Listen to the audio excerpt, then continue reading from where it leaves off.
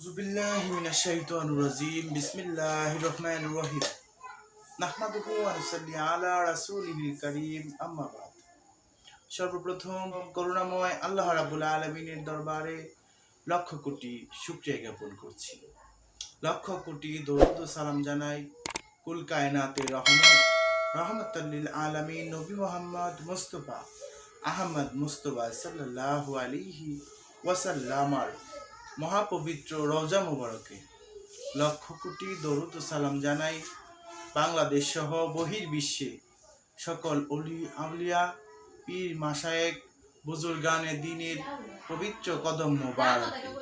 দূরে কাছে দেশে এবং প্রবাসে যে যেখান থেকে আমাদের দেখছেন সকলের প্রতি আন্তরিক প্রীতি শুভেচ্ছা মুবারকবাদ এবং আন্তরিক সালাম। আসসালামু আলাইকুম ওয়া রাহমাতুল্লাহি ওয়া বারাকাতুহু।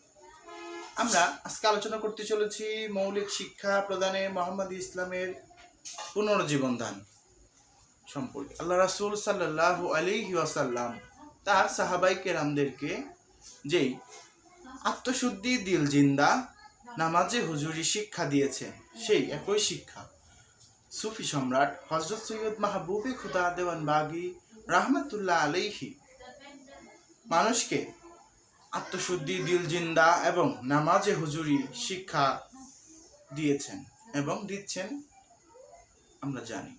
শুধু দর্শক শ্রোতা, আশা করি আমাদের আলোচনা আজকে ভালো লেগেছে। যদি ভালো লেগে থাকে অবশ্যই লাইক, কমেন্ট, শেয়ার এবং সাবস্ক্রাইব করবেন। সবাই ভালো থাকবেন, সুস্থ থাকবেন, নিরাপদে থাকবেন, সেই আশাবাদ ব্যর্থ করে আমরা আজকে বিদায় নিচ্ছি। ওমা তৌফিক ইল্লা বিল্লাহ। আসসালামু আলাইকুম ওয়া রাহমাতুল্লাহি ওয়া বারাকাতুহু।